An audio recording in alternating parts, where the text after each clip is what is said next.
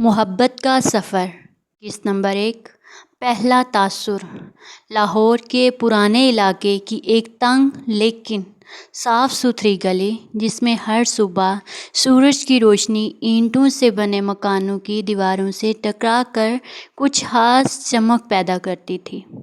وہ محلہ جہاں لوگ آج بھی ایک دوسرے کو نام سے جانتے تھے اور گلی میں سے گزرنے والا ہر اجنبی فوراً پہچان لیا جاتا تھا۔ اسی محلے کے کونے پر ایک پرانا سا 2 منزلہ مکان تھا جس میں رہتی تھی محرب النساء، ایک نرم ہو، باحیا اور کتابوں سے محبت کرنے والی لڑکی۔ محرب کی زندگی سادہ تھی، کالج، گھر اور لائبریری، بس یہی اس کی دنیا تھی۔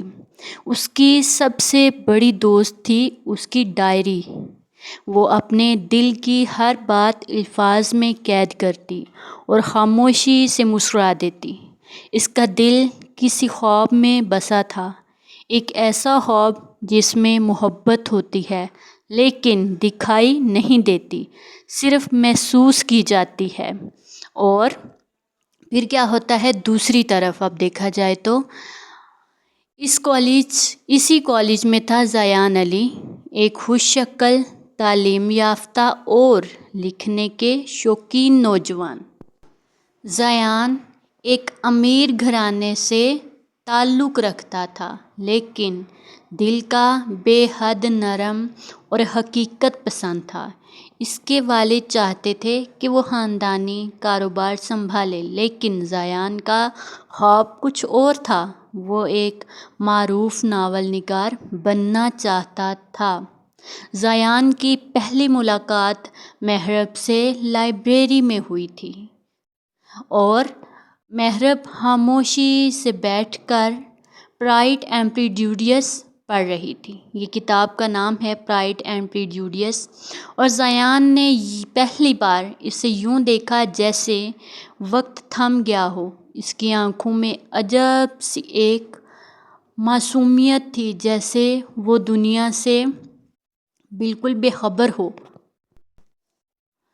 اسی لمحے سے زیان کے دل میں کچھ ہلچل سی مچ گئی تھی۔